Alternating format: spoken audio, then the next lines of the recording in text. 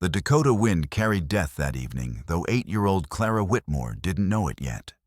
She pressed her face against the rough canvas of the wagon cover, watching the endless prairie roll past in waves of amber grass that stretched to the horizon like a golden ocean. The sun hung low and bloody on the western rim of the world, painting the sky in shades of crimson and orange that reminded her of the fires her father used to build on winter nights when the snow piled high against their cabin walls. "Martha, when are we stopping?" Clara's voice barely rose above the symphony of frontier travel, the creak of wagon wheels, the steady clip-clop of horses' hooves, the whisper of wind through the canvas.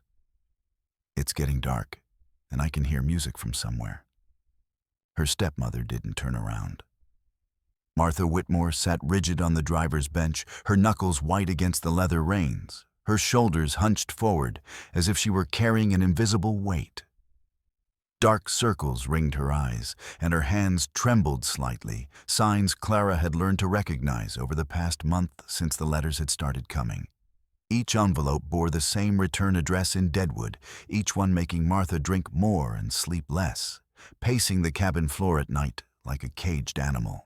The music Clara heard drifted from the east fiddles and harmonicas, carried on the evening breeze from the autumn trading festival that brought Cheyenne, Dakota, and white settlers together for 3 days of commerce and uneasy peace. Samuel Whitmore had always looked forward to the festival, trading his surplus corn and buying supplies for winter. This year, Clara had hoped they might still attend, despite her father's death 2 months prior. Soon enough, child, soon enough. Clara clutched her battered doll closer to her chest, a thing of faded calico and loose stitching that had been her mother's before consumption took her 3 winters past. The doll's button eyes stared sightlessly at the darkening sky, witnesses to a childhood that had been stolen piece by piece. First her real mother, then her father, and now. Clara couldn't bring herself to finish the thought. The wagon lurched, suddenly wheels catching in a hidden rut, throwing Clara against the wooden sideboards, hard enough to bruise her ribs. When she looked up, gasping, Martha was pulling the horses to a stop beside a cluster of scrub oak trees that stood like gnarled sentinels in the vast emptiness of the prairie, miles from the festival, miles from anyone who might help. "Why are we stopping here?" Clara asked, her voice smaller now, touched by the first cold fingers of fear. "There's no camp, no people. I thought we were going to the trading festival." "Get out!" Martha's voice cut through the evening air like a blade, hollow and desperate and final. "Get out now."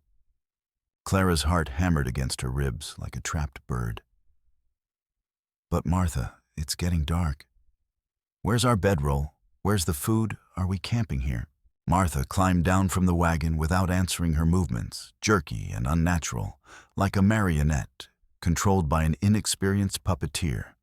She walked to the back of the wagon, her boots crunching on the frost-brittle grass that already showed the first signs of winter's approach. Her face was a mask Clara had never seen before, not angry, not sad, but empty. Hollow as a dried gourd left too long in the sun. I said, "Get out." Clara's small hands trembled as she gathered her doll, and the thin blanket that still smelled of homewood smoke and her father's pipe tobacco, on the lavender soap her mother had made from plants that grew wild behind their cabin. She dropped to the ground, her legs unsteady after hours in the swaying wagon. The cold bit through her wool dress, immediately sharp as wolves' teeth. "Martha, I don't understand. Your pa's dead, Clara. Has been for 2 months now." Martha's words fell like stones into still water, each one creating ripples of shock and disbelief. "And I ain't your ma. Never was, never will be." She pulled out a dented silver flask and took a long drink, her hands shaking so badly that whiskey dribbled down her chin. "Got debts now. Debts that'll see me buried 6 feet under if I don't pay them. But the festival, Papa always said we'd go together when I was old enough. He promised, your Papa promised a lot of things he couldn't deliver." Martha's voice cracked with something that might have been grief or guilt. "He promised me we'd be safe if I married him, promised those men would leave us alone. But promises don't mean nothing when you're dealing with devils. The prairie stretched endless in every direction, a sea of grass beneath a darkening sky that promised frost before morning. No houses dotted the landscape, no roads carved their way through the wilderness. No smoke from distant chimneys offered hope of warmth and shelter. Even the festival music had faded to nothing, lost in the vast emptiness. "You can't leave me here." Clara's voice broke the words, tearing from her throat like pieces of her soul. "You can't. Please, Martha. I'll be good. I'll work harder. I won't eat much, I promise. Please don't leave me." But Martha was already climbing back onto the wagon, her face set in lines of desperate determination. "I got no choice, child. You're just another burden I can't carry, another mouth that'll get us both killed." She looked down at Clara with something that might have been pity or might have been the last flicker of her dying conscience. "Maybe the wolves will be kinder than what's waiting for both of us if I don't pay what I owe." The wagon lurched forward with a grinding of wheels and a jangle of harness. Clara ran after it, her small legs no match for the horses, her bare feet stumbling over the uneven ground. "Martha, please, I'll be good. I won't eat much. I can work, I can—" But the wagon disappeared into the gathering dusk, swallowed by the prairie as if it had never existed at all. And Clara was alone, with nothing but the distant sound of celebration that seemed to mock her abandonment. She stood there until the stars came out in their full glory, until the cold seeped through her bones and settled in her marrow like ice, until her teeth chattered like dice in a leather cup. The wind picked up, carrying with it the scent of snow and the distant howling of wolves that made her blood freeze in her veins. Then she crawled beneath the largest scrub oak, pulled her blanket around her shoulders, and tried not to think about the stories her father had told her about children who wandered alone on the prairie. Stories that never ended well. 2 miles away, following the same wagon trail that had brought Clara to this desolate place, Jonah Black Elk reined in his paint horse and studied the tracks in the dirt with eyes that had been trained to read the story written in disturbed earth and bent grass. Something wasn't right. The trail had been steady for hours, heading northwest toward the distant settlement of Whispering Bluffs. But here the tracks told a different story. The wagon had stopped, circled, sat for a time while the horses stamped and fidgeted, then continued on, but lighter now, moving faster, as if the wagon had shed its load, and the driver was suddenly in a hurry to be elsewhere. Jonah was 32 years old, raised between two worlds, and trusted fully by neither. His Cheyenne father had died fighting Custer's men at the Little Bighorn, going down with a rifle in his hands and a war cry on his lips. His Irish mother had died of fever the winter after leaving him orphaned at 14, with nothing but his father's tracking skills and his mother's stubborn determination to survive in a land that showed no mercy to half-breeds. He'd spent the day at the Autumn Trading Festival serving as translator between the Cheyenne elders and white merchants, helping to maintain the fragile peace that allowed both groups to benefit from commerce. The festival was one of the few places where his mixed heritage was an asset rather than a liability, where his ability to speak both languages and understand both cultures made him valuable to all sides. Now he was heading home to his small cabin north of Whispering Bluffs, but the story written in the wagon tracks made him pause. Every instinct he possessed, instincts honed by years of survival, in a land that showed no mercy to the weak or unprepared, was screaming that something had gone wrong. He followed the lighter tracks for another quarter mile, noting how the wagon moved faster, now the driver no longer careful to avoid the rougher ground. Someone in a hurry.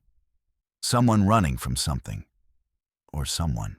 Then he turned back his horse's hooves, making soft sounds in the evening air.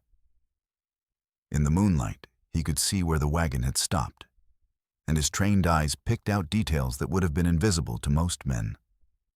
Boot prints in the dust, a woman's, by the size and shape, and smaller ones, much smaller, child-sized. Jonah's jaw tightened, and his hand moved instinctively to the rifle scabbarded at his side. He'd seen enough of the frontier to know what desperate people were capable of, what they would do when driven to the edge of survival. The Black Hills gold rush had brought every kind of criminal to the territory, men who would kill for a handful of dust, and women who would sell their souls to survive another day. He began to search the area in widening circles, his trained eyes picking out details in the silver moonlight that painted the prairie in shades of gray and black. A scrap of cloth caught on a thorn bush, small and blue, like a child's dress. A small impression in the dirt where someone had knelt, perhaps to tie a shoe or pick up something dropped. And then, so faint, he almost missed it beneath the constant whisper of wind through grass crying. Soft and hopeless as a bird, with a broken wing barely audible above the symphony of night sounds that filled the prairie after dark. He found her beneath the scrub oak, curled into a tight ball, with her arms wrapped around a doll that had seen better days. Her lips were blue with cold, her small body shaking with each breath that came in visible puffs in the frigid air. Hypothermia was setting in fast. He could see it in the way her movements were becoming sluggish, the way her eyes struggled to focus on his face. "Easy there, little one." Jonah's voice was gentle as he knelt beside her, his words barely above a whisper. "I'm not going to hurt you. I'm here to help." Clara's eyes snapped open wide and frightened as a deer caught in torchlight. She pressed herself deeper into the shadow of the tree, studying his weathered face. His long black hair that hung in braids decorated with beads and feathers, the intricate beadwork on his leather vest that marked him as Cheyenne. "My name's Jonah." He continued, keeping his voice soft and non-threatening. "What's yours?" "Clara." The word came out as barely a whisper, her voice hoarse from crying and cold. "Clara. That's a pretty name." He could see she wouldn't last much longer out here. The temperature was dropping fast, and her small body was already losing the fight against the cold. "Clara, I need to get you somewhere warm. Can you trust me to do that?" She stared at him for a long moment, her young mind trying to process this strange turn of events. "Are you an Indian?" "Half," Jonah said simply, with a slight smile that took the sting out of the question. "The better half, according to some. Despite everything, the cold, the fear, the abandonment." Clara's mouth twitched upward at the corners. "My papa said the same thing about himself once. Said he was half farmer, half dreamer, and the dreamer part is what got him in trouble. Smart man." Jonah carefully wrapped Clara in his thick buffalo coat, feeling how light she was, all sharp angles and bird bones. "What happened to your papa?" "He died. Martha said it was his heart, but..." Clara's voice trailed off, uncertainty creeping in. She said a lot of things that didn't make sense. Jonah lifted her onto his horse, settling her in front of him, where she could share his body heat. As they rode through the night toward the distant lights of a cabin, she told him about Martha, about her father's death, about the wagon rolling away into the darkness. She said she had debts. Clara whispered against his shoulder, her small body still shaking despite the warmth of his coat. "Bad ones. And there were men who came to the house at night after Papa died. Scary men with guns and cold eyes. They made Martha cry, and they kept asking about papers Papa was supposed to have signed." Jonah filed that information away, his face grim. In his experience, scary men who visited debtors at night usually worked for one man in the territory, Eli Ward, the most feared criminal between Deadwood and Denver. If Ward was involved, this child was in more danger than she could possibly imagine. "What did these men look like?" he asked gently. One had a white hat and a fancy coat like a city man. He talked smooth, but his eyes were mean, like a snake's eyes. Clara shivered, and not from the cold.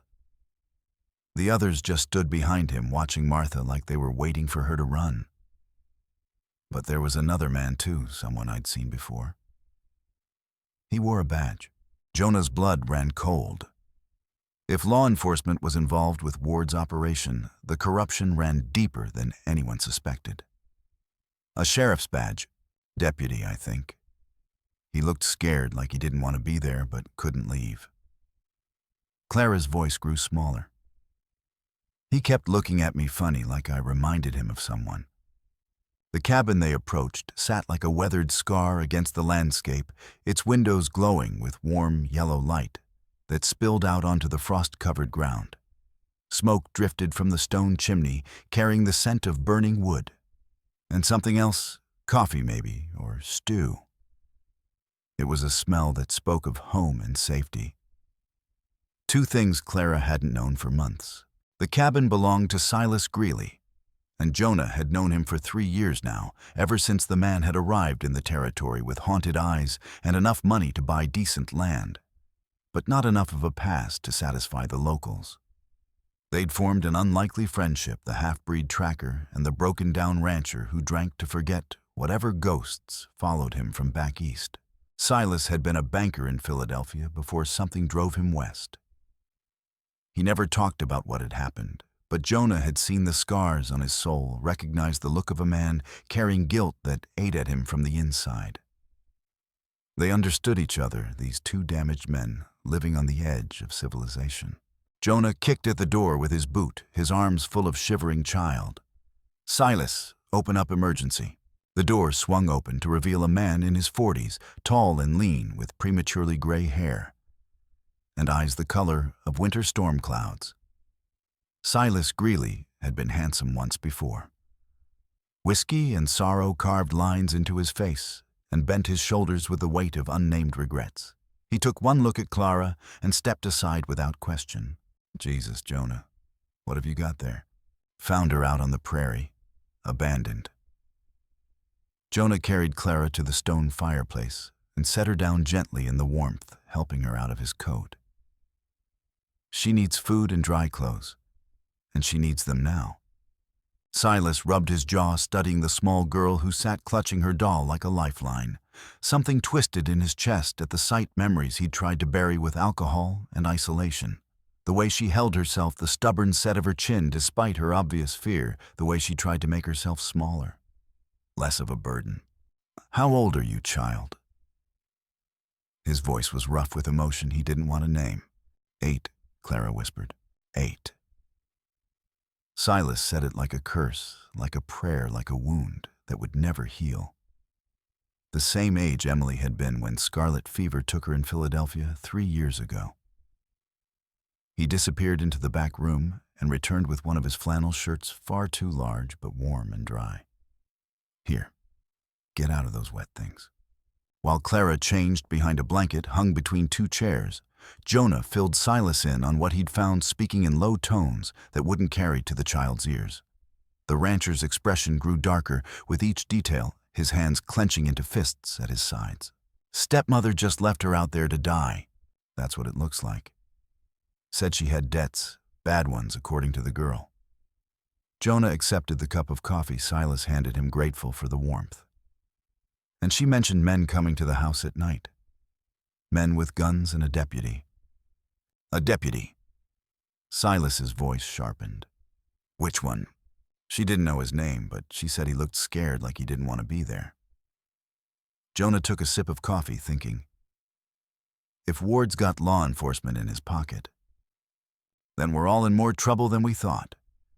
Silas stared into the fire, his jaw working as he processed the implications. What did her father do? What kind of work? Homesteader, from what I could gather. Had a claim north of here near the foothills. Grew some corn, raised a few head of cattle. Nothing that should have interested Ward. Unless there was something else, something hidden. Clara emerged from behind the blanket, swimming in Silas's shirt, which hung to her knees like a dress. She'd braided her brown hair back from her face, revealing eyes that held too much knowledge for someone so young, the kind of knowledge that came from watching adults make decisions that didn't make sense, from learning that the world was not a safe place for children. "I can work," she said quietly, the words breaking Silas's heart into pieces. "I'm small, but I'm strong. I can cook and clean and tend animals. I won't be a burden." "You're not a burden," Silas said gruffly, his voice thick with emotion. "You're a guest, and guests don't work for their keep." Clara's eyes filled with tears she refused to let fall. "Then I can't stay long." Martha said we couldn't afford to feed extra mouths, and if you can't afford to keep me, Clara. Jonah's voice was firm but gentle. Right now you're safe. That's all that matters. We'll figure out the rest tomorrow. They fed her thick beef stew and fresh bread with butter, watched her eat with the careful precision of someone who'd learned not to waste food, who'd gone hungry often enough to know the value of every bite. She asked for seconds, and then thirds, and they gave her everything she wanted, watching color slowly return to her pale cheeks. Clara, Silas said gently as she finished eating, can you tell us more about these men who visited? The one with the badge, did he ever say anything to you? Clara thought for a moment, her young face serious. Once. Martha sent me to my room, but I listened at the door. The deputy man was arguing with the one in the white hat. He said something about it not being right about children. And the white hat man laughed and said something about the deputy's own daughter, how she was growing up pretty. Silas and Jonah exchanged meaningful glances. Blackmail. Ward was controlling the deputy through threats against his family. Did you catch the deputy's name? Jonah asked. Finch, I think. The white hat man kept calling him Finch. When she finally curled up in Silas's bed, he'd taken the floor without argument, giving her the quilts his dead wife had made. Her breathing was steady and peaceful for the first time in weeks. But Silas lay awake staring at the ceiling, listening to the soft sounds of a child's sleep, and remembering another little girl who used to breathe just like that. She can't stay, he said quietly, when he was sure Clara was asleep, pouring himself a whiskey from the bottle he kept on the mantel. You know that, right? People in town see me harboring some abandoned child. They'll start asking questions I can't answer. Jonah studied his friend's profile in the firelight. What kind of questions? Silas took a long pull from the bottle, his hands shaking slightly. The kind that'll get us both strung up from the nearest tree. I'm not exactly the town's favorite citizen, case you haven't noticed. It was true, and they both knew it. Silas Greeley had arrived in Whispering Bluffs 3 years ago, with enough money to buy good land and decent livestock. But whispers followed him like shadows. Why had he left Philadelphia so suddenly? Why did he drink alone and avoid company? Why did his eyes hold the look of a man who'd lost everything that mattered? The fact that he'd befriended the half-breed tracker hadn't helped his reputation any. Maybe it's time you told me what really brought you out here, Jonah said, settling into the chair across from his friend. Silas was quiet for so long that Jonah thought he wouldn't answer. When he finally spoke, his voice was barely above a whisper, thick with grief that had never properly healed. I had a daughter once, back in Philadelphia. Emily Rose Greeley. She'd be about Clara's age now if she'd lived. His hand shook as he raised the bottle to his lips. Scarlet fever took her and her mother both winter of '74. I was working late at the bank, trying to make vice president, thinking I was securing their future. But I wasn't there when they needed me most. Wasn't there when Emily called for her papa in the dark. That's why you came west. Ran west.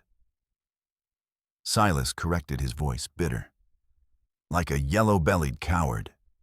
You see, there was money missing from the bank. $50,000. My supervisor convinced me I was responsible, that my negligence had allowed the theft to happen. I was so consumed with guilt over losing Emily and Sarah that I believed him. So I liquidated everything I owned and came west, figuring if I got far enough away from that empty house, maybe the guilt would stop following me. And did it? Silas laughed, but there was no humor in it. What do you think I found out later through a letter from a colleague that my supervisor had been the real thief? He'd been embezzling for years and needed a scapegoat.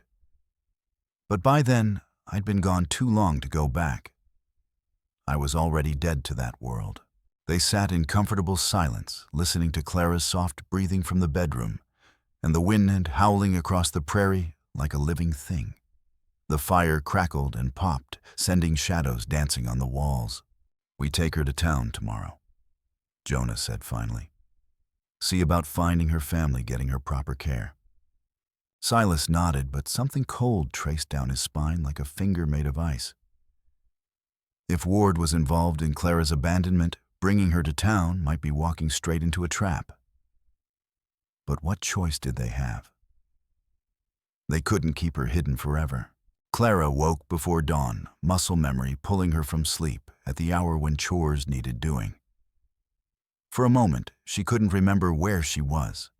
The bed was too soft, the room too warm, the smells too pleasant. Then it all came flooding back the wagon. The abandonment, the kind man who'd found her beneath the scrub oak. She dressed quickly in the clothes that had been washed and mended while she slept, then crept into the main room where Silas stood at the stove, cooking bacon and eggs. The sight of food made her stomach growl loudly, but she waited politely to be invited to eat. "Morning," Silas said without turning around. "Sleep well?" "Yes, sir. Thank you." Clara smoothed down her dress, trying to make herself presentable. "I can make breakfast if you want. I know how. Today you're still a guest." Silas slid eggs onto a plate and set it on the table. "But Clara, can you tell me more about these men who visited Martha? What exactly did they want?" Clara's face paled at the memory. "They wanted something Papa had. Something they said he was hiding." She sat down carefully, her hands folded in her lap. "The man with the white hat, he got real angry when Martha said she didn't know nothing about it. Said Papa was smarter than Martha gave him credit for." Silas and Jonah exchanged glances. Did you ever hear them mention what they were looking for? Land papers, mostly. And something about mineral rights. Clara's voice grew smaller. "The man said Papa had signed something important before he died, but Martha kept saying he never signed nothing. They got into a big fight about it, and that's when the deputy looked really uncomfortable. Mineral rights." Silas repeated, his mind racing. In the Dakota territory, mineral rights could be worth a fortune, especially with gold being discovered in the Black Hills and rumors of silver deposits throughout the region. If Samuel Whitmore had owned land with valuable mineral rights, that would explain Ward's interest in the family. Before either man could ask more questions, the sound of approaching horses made them all freeze. Through the window, Silas could see riders coming down the hill, too many for a friendly visit, moving too fast for a casual call.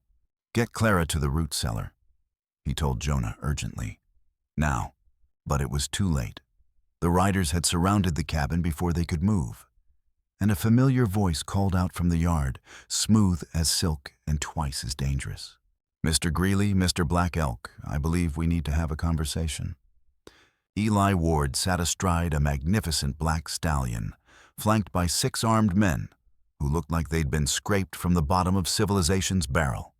Ward himself was exactly as Clara had described, tall and lean with silver hair that gleamed in the morning sun and eyes like winter ice. His expensive clothes marked him as a man of means, but the ivory-handled Colt at his hip and the predatory smile on his face marked him as something far more dangerous. Behind him, looking miserable and afraid, sat Deputy Roy Finch on a nervous bay mare. Finch was a thin man in his 30s, with worried eyes and a mustache that he constantly worried with his fingers. He kept glancing toward the cabin, as if hoping someone would rescue him from this situation. "No, Ward," Silas said, stepping onto the porch with his rifle in hand, Jonah beside him. "What brings you to my property?" "A matter of mutual interest, I believe. You see, I've lost something. A piece of property, you might say. Small, but quite valuable." Ward's smile widened, showing teeth like a wolf's. "And I have reason to believe you found it." "Don't know what you're talking about." Ward's laugh was like breaking glass. "Come now, Mr. Greeley, or should I say, Mr. James Whitman. Yes, I know who you really are. The embezzling bank officer who fled Philadelphia with $50,000 in stolen funds. Quite a story, really." Silas felt ice form in his veins. His secret, carefully guarded for 3 years, laid bare in front of everyone. I never stole anything. Then why did you run? Ward's voice carried across the yard, ensuring everyone could hear. We both know you're harboring young Clara Whitmore. Her stepmother is quite distraught about the child's disappearance. Martha abandoned that child to die. Martha was temporarily overcome with grief. But she's recovered now, and she wants her stepdaughter back. Ward's hand rested casually on his gun butt. For the child's own good, of course. Deputy Finch here can attest to the legality of my claim. Finch shifted uncomfortably in his saddle, but said nothing. Silas noticed the way the man's eyes kept darting toward the cabin, the way his hand trembled on his reins. This wasn't a man acting from conviction. This was a man trapped by circumstances beyond his control. Jonah stepped up beside Silas, his own weapon ready. And if we refuse, then I'll be forced to involve the territorial authorities. You see, kidnapping is a serious crime, and harboring a runaway child. Ward shook his head sadly. Well, that's just irresponsible, especially for a man with Mr. Greeley's checkered past. From inside the cabin came a small sound and the creak of a floorboard.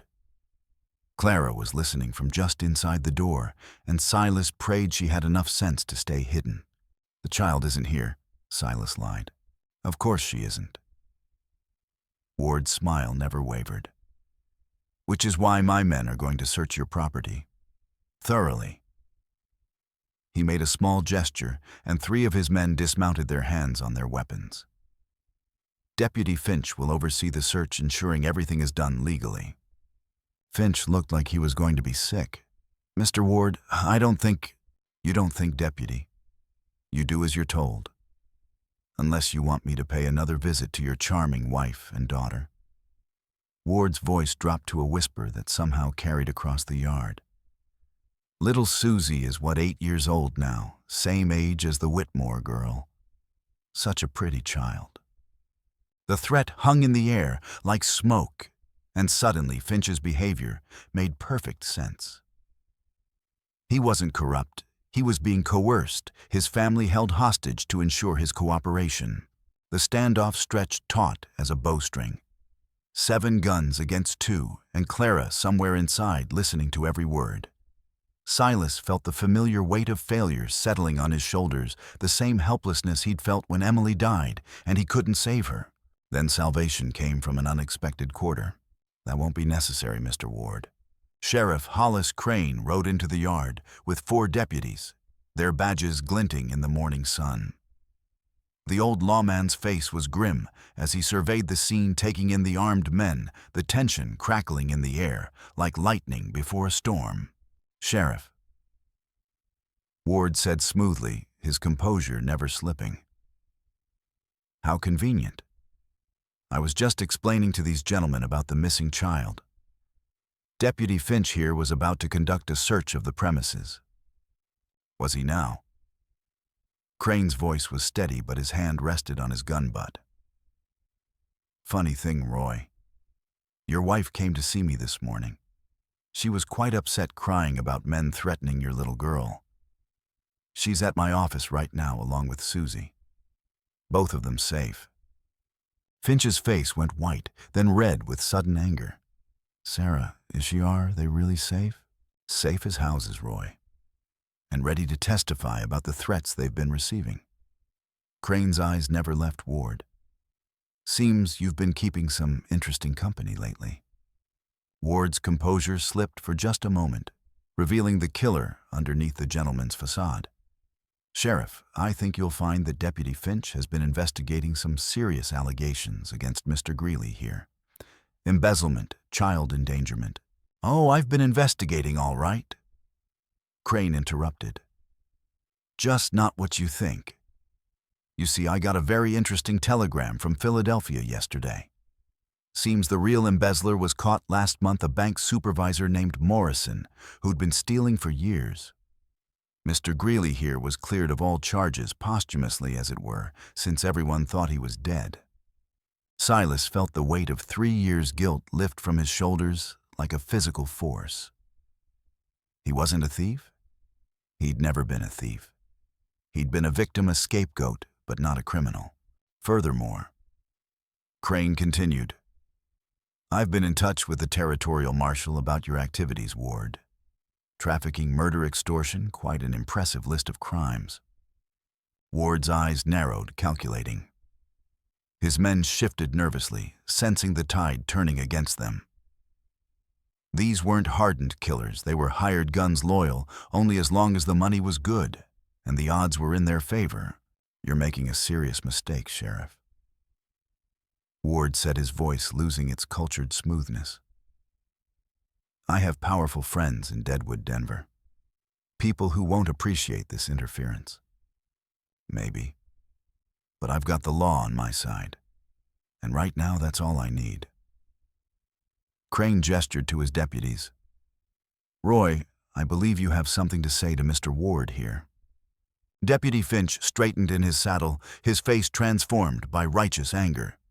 Eli Ward, you're under arrest for threatening a peace officer's family, extortion, and conspiracy to commit kidnapping. I don't think so. Ward's gun cleared leather with deadly speed, but he didn't aim it at Finch or Crane. Instead, he spurred his horse toward the cabin. If I'm going down, I'm taking what I came for.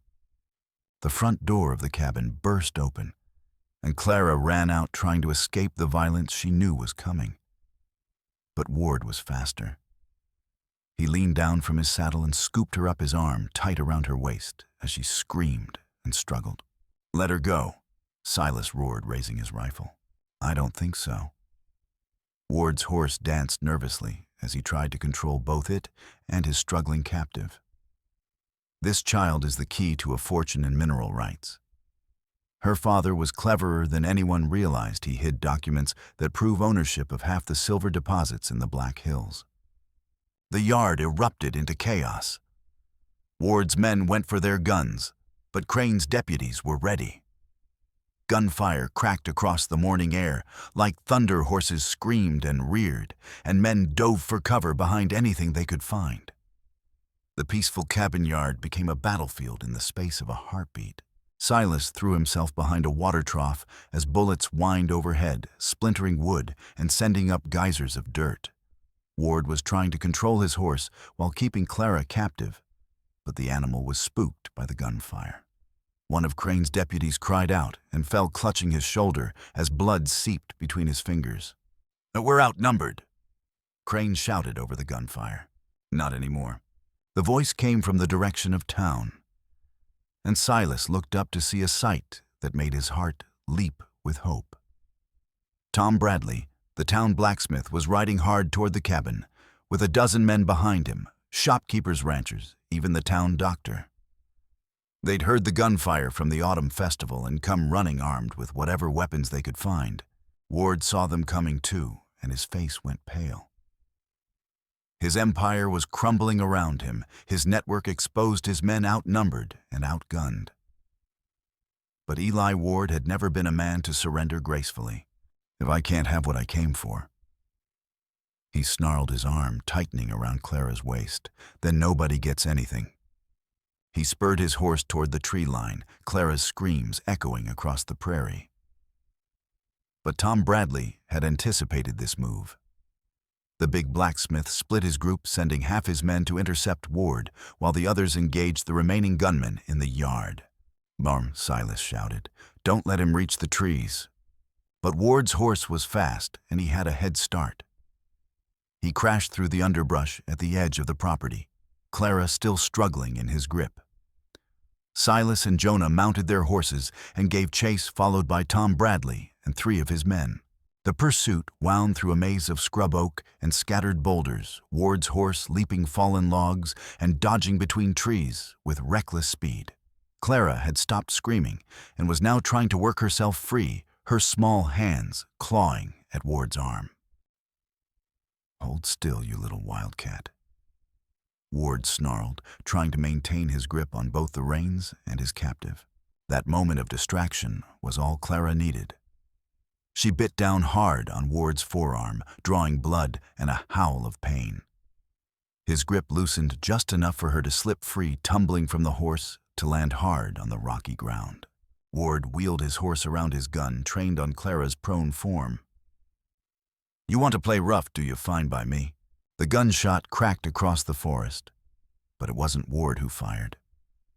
Deputy Roy Finch, his face grim with determination and his family finally safe, lowered his smoking rifle from where he'd hidden behind a boulder. Ward toppled from his horse, clutching his shoulder, his gun spinning away into the underbrush. But even wounded, he wasn't finished. He pulled a hidden derringer from his boot and aimed it at Clara with shaking hands. "Nobody crosses Eli Ward and lives to tell about it," he gasped. "You're wrong about that." The voice came from directly behind Ward, soft and broken with years of suppressed grief. Martha Whitmore stepped out from behind a tree, her own gun trained on the man who had terrorized her for months. "Martha," Clara whispered, hardly daring to believe her eyes. "I'm sorry, baby." Martha said, tears streaming down her face. "I'm so sorry for what I did. But I couldn't let him hurt you anymore. I couldn't live with myself if I did." Ward twisted around to face this new threat, his derringer swinging toward Martha. "You were supposed to be halfway to Denver by now." "I was. Got as far as the first way station before I realized I couldn't run anymore." Martha's voice was steady despite her tears. "Sheriff Crane found me there, told me what was really happening. Told me you'd been lying about everything." "What are you talking about? Samuel didn't die of a heart attack, did he? You killed him when he refused to sign over those mineral rights. And you made me think it was all legal, made me think I had no choice but to do what you said." Ward's laugh was bitter. "Your husband thought he was so clever hiding those documents. But I would have found them eventually. Just like I'll find them now, even without the girl." "No, you won't." Clara stood up slowly, her young face set with determination.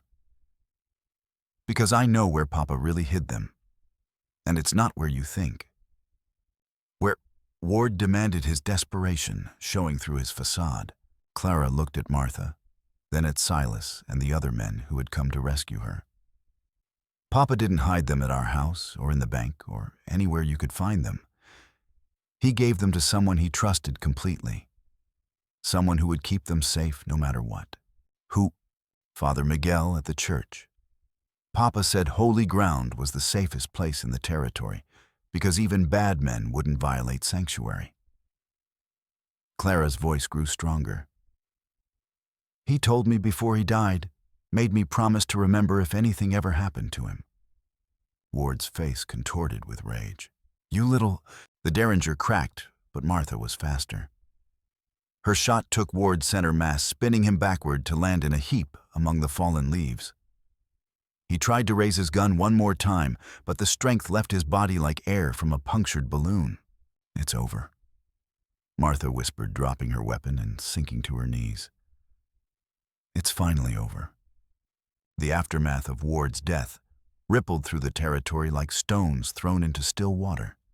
His criminal network, built on fear and brutality, began to collapse, as his lieutenants either fled or turned on each other.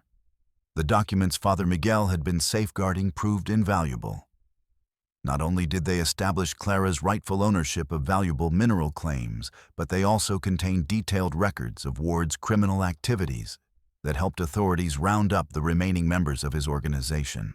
Deputy Roy Finch became something of a local hero, his courage in standing up to Ward despite threats against his family, inspiring others to come forward with their own stories of intimidation and coercion. The revelation that he had been acting under duress rather than from corruption transformed the community's opinion of him, and Sheriff Crane recommended him for promotion to full sheriff when Crane retired the following year. Martha Whitmore's fate became a subject of intense debate throughout the territory. She had abandoned a child in the wilderness, but she had also been terrorized and manipulated by one of the region's most dangerous criminals. When she finally testified describing the months of threats and intimidation that had preceded Clara's abandonment, even the most hardened frontiersmen found themselves moved by her story. "Ward told me he'd killed Samuel for refusing to cooperate," Martha said from the witness stand, her voice barely above a whisper. He said the same thing would happen to Clara and me if I didn't do exactly what he wanted. He showed me pictures of other families who had crossed him, children who had disappeared, women who had been found dead in their homes. The prosecutor, a stern man from the territorial capital, pressed her. "Mrs. Whitmore, why didn't you go to the authorities?" "Because Ward owned half the territorial government." Martha replied, her voice growing stronger. "He had judges on his payroll deputies in his pocket.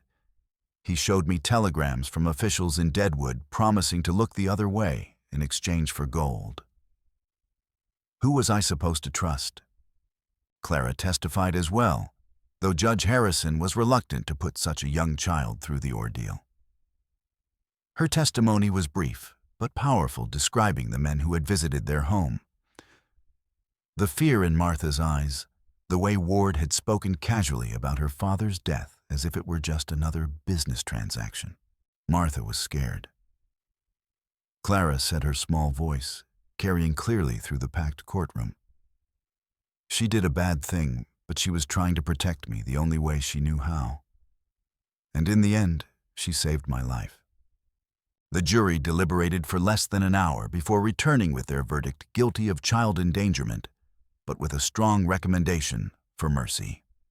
Martha was sentenced to 1 year of community service working at the Territorial Orphanage in Deadwood. It was an unprecedented sentence, but Clara's forgiveness had touched hearts throughout the territory. During the weeks of legal proceedings, Clara stayed with Silas and Jonah at the cabin. What had begun as a temporary arrangement gradually became something more permanent as the three of them settled into the rhythms of family life. Clara helped with cooking and cleaning, not because she had to, but because she wanted to contribute to the household that had given her safety and love.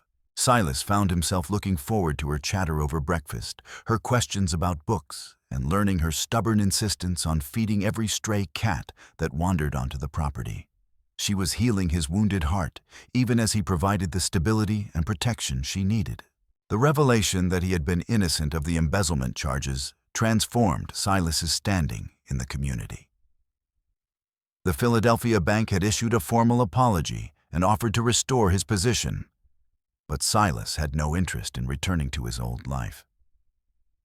He had found something more valuable than respectability in the Dakota territory. He had found a daughter who needed him. Jonah became Clara's patient teacher in the ways of the frontier, showing her how to read weather signs and animal tracks, how to handle a horse and fire a rifle safely. Clara proved to be a quick student, adapting to prairie life with the remarkable resilience of childhood. But it was the quiet moments that meant the most to Silas evenings, when Clara would sit by the fire with a book, while he worked on ranch accounts, the comfortable silence that spoke of trust and belonging.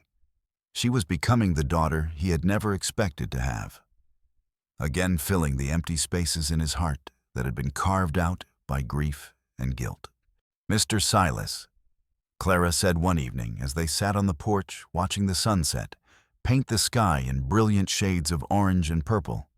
"What's going to happen to me when all this legal business is over?"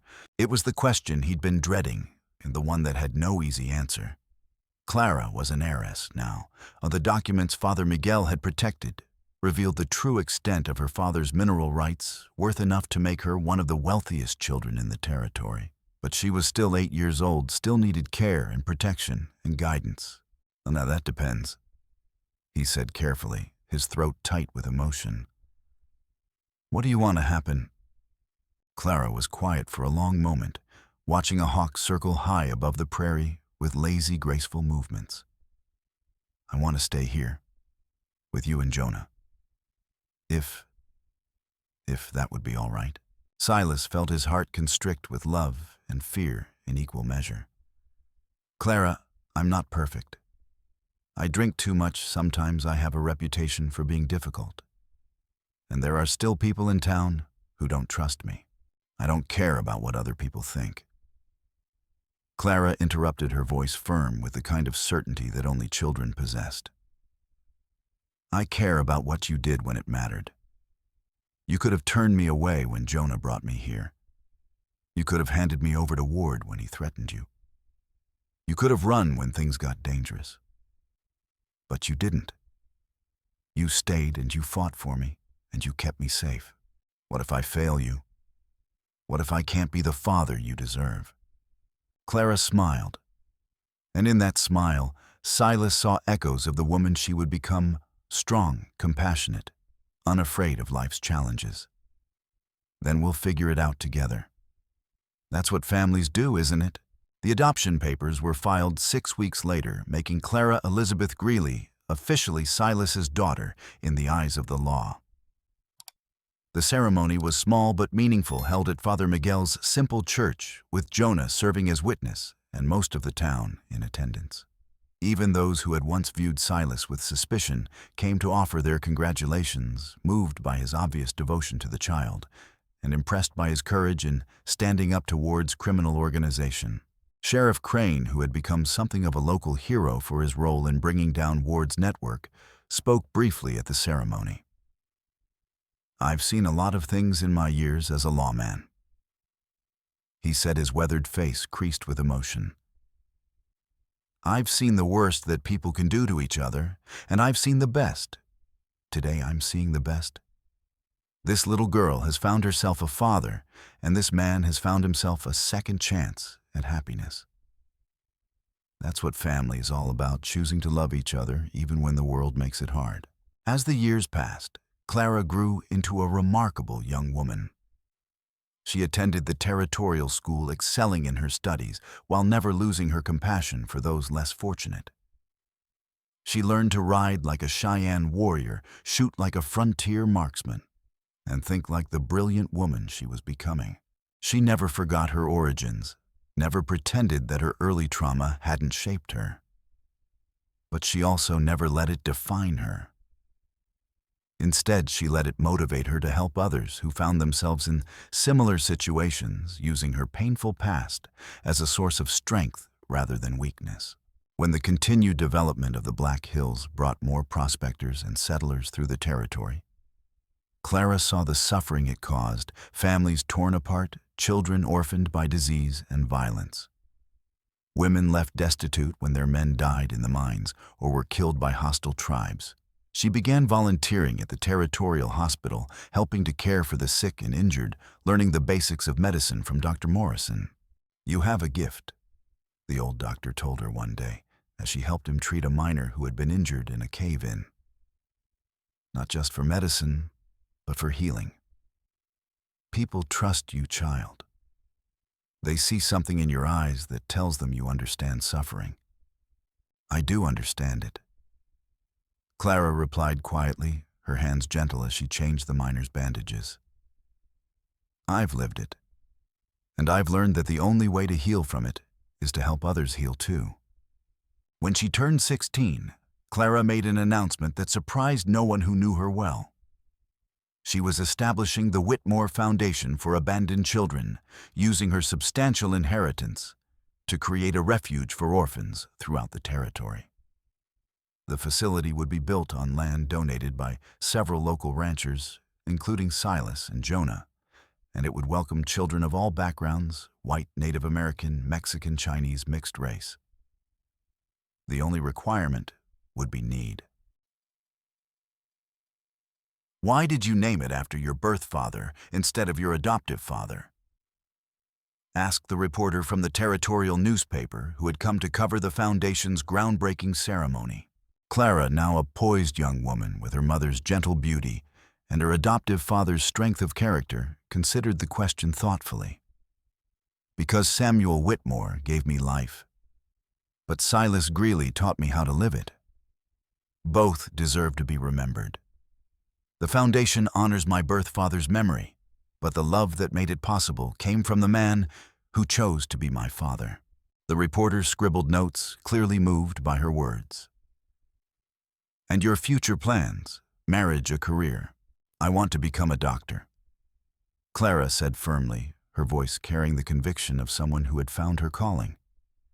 "The territory needs physicians who understand that healing involves more than just treating symptoms. We need doctors who can heal hearts as well as bodies." She glanced across the crowd at Michael Bradley, Tom's son, who had grown into a fine young man with his father's kind heart and strong hands. As for marriage, well, we'll see what the future holds. Silas, now in his 50s but still vital and strong, watched his daughter with immense pride. The broken man who had fled west in guilt and shame had found redemption in the love of a child who had chosen to call him father. The empty spaces in his heart, carved out by loss and regret, had been filled with something precious beyond measure. Proud of her, Jonah asked, joining him at the edge of the crowd that had gathered for the ceremony. More than I ever thought possible. Silas replied, his voice thick with emotion. You know, sometimes I wonder what would have happened if you hadn't found her that night. But I did find her, and you gave her a home, and she became who she was meant to be. Jonah clapped his friend on the shoulder. That's all any of us can do, play the hand we're dealt and try to make something good from it. The Whitmore Foundation opened its doors 2 years later with space for 50 children and a staff of dedicated caregivers, teachers, and medical professionals. Clara had insisted on including a school and a small medical clinic on the grounds, ensuring that the children would receive not just shelter and food, but education and health care as well. The foundation's first residents were a diverse group. White children, orphaned by Indian raids, Native American children whose families had been killed by soldiers, Mexican children whose parents had died in mining accidents, Chinese children abandoned when their families could no longer feed them. Clara treated them all with the same compassion and respect, seeing in each face a reflection of her own childhood fear and vulnerability. "Why do you care so much about these children?" asked Mrs. Adelaide Winters, a wealthy rancher's wife who had come to tour the facility. "Surely there are more deserving causes." Clara's eyes flashed with something that might have been anger, though her voice remained calm. "Mrs. Winters, every child is deserving. Every child deserves to be safe, to be fed, to be loved. The circumstances of their birth or the color of their skin doesn't change that fundamental truth. But some of these children are, well, they're not like us." "No," Clara agreed quietly. "They're not like you. They're like me. They're survivors." The conversation spread through the territory's social circles, cementing Clara's reputation as a young woman of strong convictions and uncommon courage. Some criticized her for her inclusive policies, but many more were inspired by her example. Donations poured in from unexpected sources, former miners who remembered her kindness during their recovery, ranchers whose children she had tutored, even some of the territorial officials who had been impressed by her testimony during Ward's investigation. As Clara's 20th birthday approached, she made another announcement that sent ripples through the territory. She had been accepted to medical school in Denver, one of the first institutions in the region to admit women. She would spend 4 years studying medicine, then return to establish a proper hospital in Whispering Bluffs. 4 years is a long time, Silas said quietly as they sat on the porch one evening watching the stars emerge in the darkening sky. "You'll be 24 when you come back, a grown woman with her own life to live. I'll still be your daughter." Clara replied, her voice warm with affection. "Distance doesn't change that, and this will always be my home. But things change, Clara. People change. You might find opportunities in Denver, reasons to stay. A different life than the one waiting for you here." Clara was quiet for a moment, then reached over to take his hand. "Papa, do you remember what you asked me when I was 8 years old? You asked what I wanted to happen to me. I remember. I told you I wanted to stay here with you. That's still true. This is my home. You're my family. The foundation is my life's work." She squeezed his hand gently.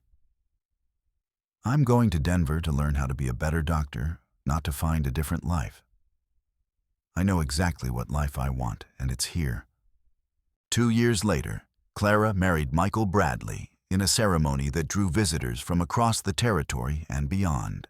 She walked down the aisle in her mother's wedding dress, carefully preserved and altered to fit with Silas, beaming proudly at her side.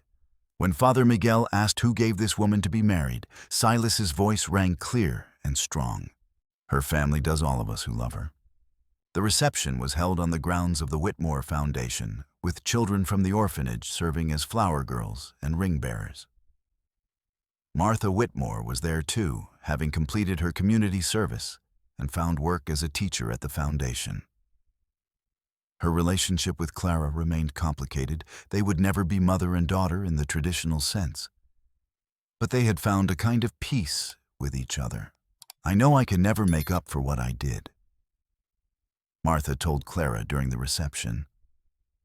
"But I want you to know that every day I don't wake up hating myself is a gift you gave me by forgiving me." "We all make mistakes when we're scared," Clara replied. "The important thing is what we do after we realize we were wrong." Clara's first child was born the following spring, during a particularly beautiful Dakota sunset that painted the sky in shades of gold and pink. As Clara placed the baby in Silas's arms, she whispered a name that brought tears to his eyes and completed the circle of healing that had begun so many years ago. Emily Rose Bradley, holding his granddaughter Silas, thought about the journey that had brought them all to this moment. The grief and guilt that had driven him west at the night Jonah had found a frightened child beneath a scrub oak. The battles they had fought against evil and injustice, the family they had built from the most unlikely circumstances. It hadn't been an easy path. There had been pain and loss, fear and uncertainty moments when failure seemed inevitable and hope felt like a cruel joke. But there had also been moments of pure grace. Times when the right people showed up at exactly the right moment, when courage emerged from the most unexpected places, when love proved stronger than greed or hatred or despair. Standing in the small medical clinic that Clara had established next to the foundation, surrounded by the people who had become his family, Silas realized that this was what redemption looked like. Not some grand gesture or dramatic transformation, but simply the daily choice to care for each other, to show up when needed, to build something good from the wreckage of what had been lost. Clara caught his eye from her hospital bed and smiled the same smile she'd given him as a frightened 8-year-old, but brighter now, more confident, filled with the knowledge that she was loved and valued and home.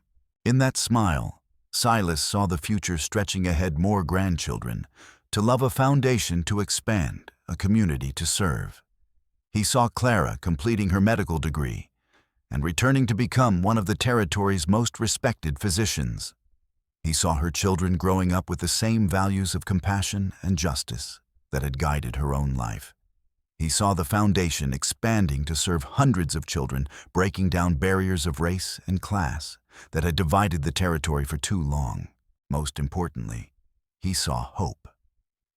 Hope for a future where children like Clara would never again be abandoned to die on lonely prairies, where families could be built on love rather than circumstance, where the strong would protect the weak rather than exploit them.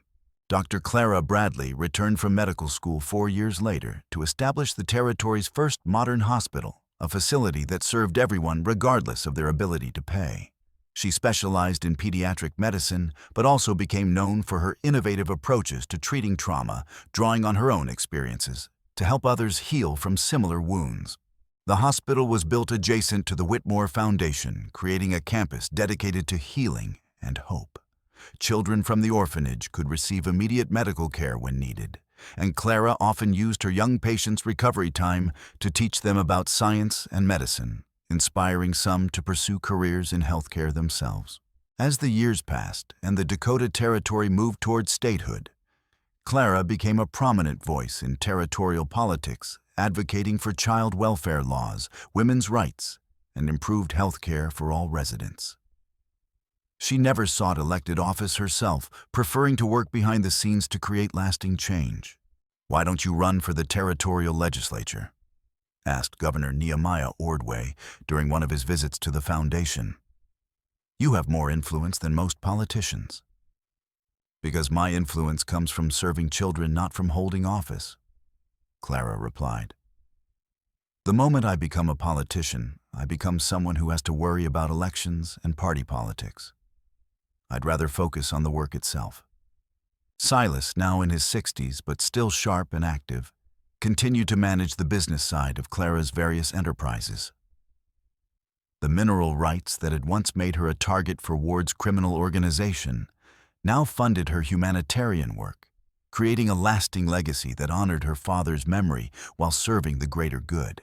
Jonah, who had never married but had found his own kind of family in the Greeley household, became the Foundation's head of security and outdoor education. He taught the children essential frontier skills, while also serving as a bridge between the white and Native American communities, helping to reduce some of the tensions that had plagued the territory for decades.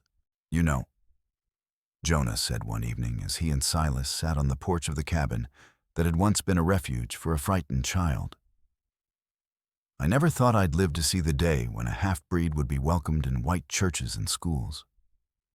"Times change," Silas replied, watching Clara's children play in the yard with kids from the Foundation. "People change, sometimes for the better. Think it'll last, this peace we've built?" Silas considered the question carefully.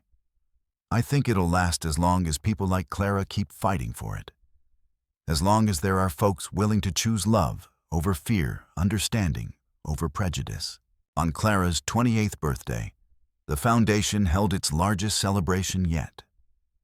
The territorial governor attended along with federal officials, prominent citizens from across the region, and dozens of children whose lives had been changed by Clara's work. But the most important guests were the quieter ones, former residents of the Foundation, who had grown up to become teachers, farmers, shopkeepers, and parents themselves. "When I was 7 years old, I came here with nothing but the clothes on my back and a heart full of anger," said Thomas Running Bear, now a respected translator and cultural liaison between the territorial government and local tribes. "Dr. Clara didn't just give me food and shelter. She gave me hope. She showed me that the color of my skin didn't determine my worth, that my heritage was something to be proud of rather than ashamed of." "I was 12 when my parents died in a mining accident," added Maria Santos, now a teacher at the Foundation school. "I spoke no English, knew nothing about American ways. But Dr. Clara saw something in me, encouraged me to learn to dream. She taught me that being different wasn't a disadvantage, it was a gift." Story after story was shared, each one a testament to Clara's impact on the territory and its people. Children who had arrived broken and afraid had grown into confident, compassionate adults who were now making their own contributions to society.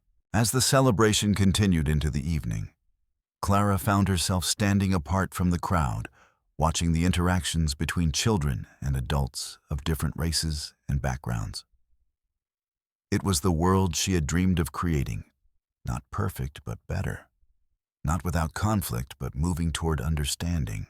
"Any regrets?" Silas asked, joining her at the edge of the gathering. "No," Clara said simply. "This is exactly what I wanted to build. A place where children could be children regardless of where they came from or what they looked like. Your father would be proud, both of them." Clara smiled, her eyes bright with unshed tears. "I think they would be. Samuel for the Foundation itself, and you for the woman I became because of your love." As the celebration wound down and the last guests departed, the Greeley family gathered on the porch of the old cabin. Clara's children were asleep inside, exhausted from the day's festivities. Silas held his newest granddaughter, Clara's third child and second daughter, while Jonah cleaned his pipe and prepared for the walk back to his own small house nearby. "You know," Clara said quietly, "sometimes I still think about that night. The night you found me under that scrub oak tree. I was so scared, so alone. I thought I was going to die out there. But you didn't die," Silas pointed out. "You survived. You thrived. You became everything your father hoped you would become, and more. I became more than that. I became someone who could help others survive and thrive too." Clara looked out at the prairie, now dotted with the lights of a growing community. That scared little girl under the tree couldn't have imagined this, a family, a foundation, a hospital. All these children who are safe, because we chose to make them safe. It wasn't just us. Jonah added, his voice thoughtful. It was everyone who made the choice to stand up when it mattered.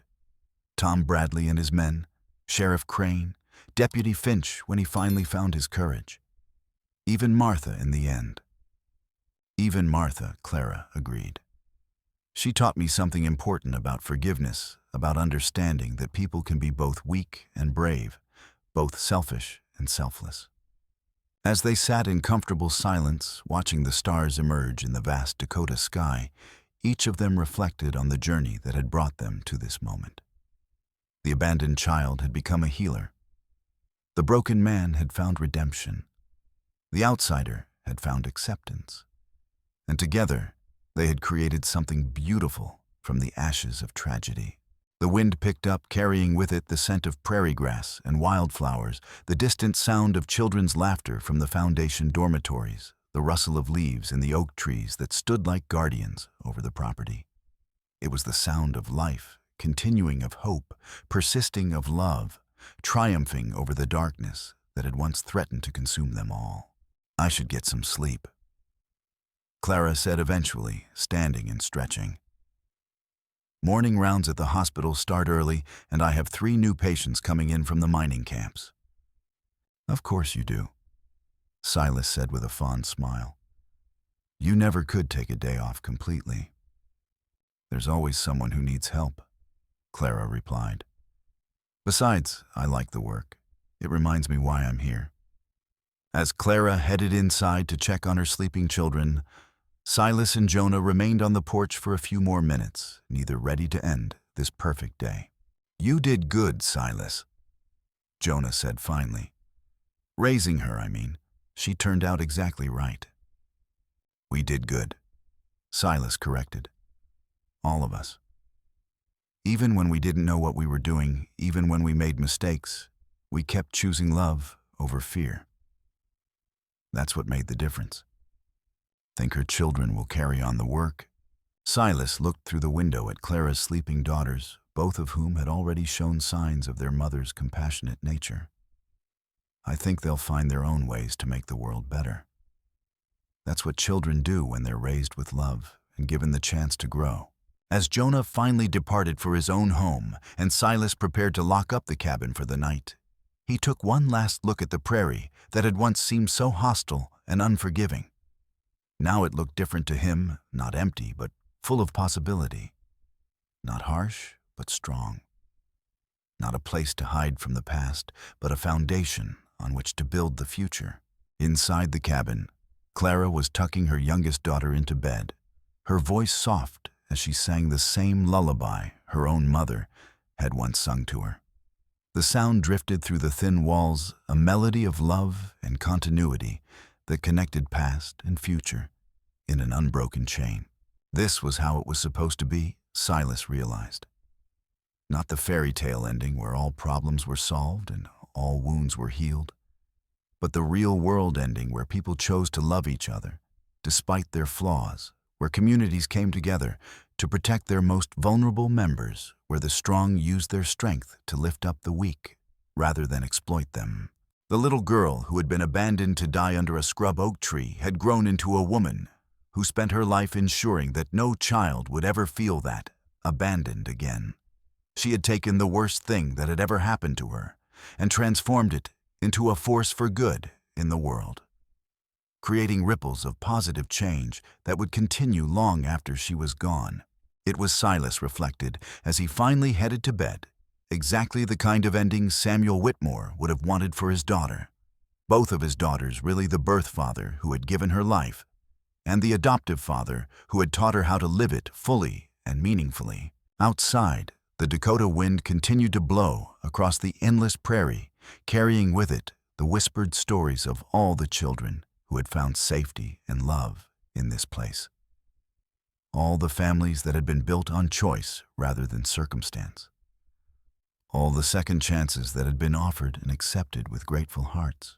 The last stand at Whispering Bluffs had ended not with violence and vengeance, but with healing and hope. The orphan girl who had been left on the trail had found her way home at last, and in finding her way, she had lit a path for countless others to follow. In the end, that was the most important story of all. Not the tale of a child's abandonment, but the story of her rescue, her recovery, and her transformation into someone who would spend her life rescuing others. It was a story that would be told for generations, passed down from parent to child, as a reminder that even in the darkest moments, love could triumph over fear. Hope could overcome despair, and family could be found in the most unexpected places. The prairie wind carried these stories across the vast expanse of grass and sky, weaving them into the larger tapestry of human experience, adding another thread to the eternal story of people choosing to care for each other in a world that often made such choices difficult. And in that choice, in that daily decision to love and protect and nurture, lay the true victory not over any single enemy, but over the darkness that threatened to consume the human spirit. It was a victory that had to be won again and again, day after day. But it was a victory that was always worth fighting for. The abandoned child had found her family. The broken man had found his redemption. The community had found its conscience. And in a small corner of the Dakota territory, love had indeed conquered all.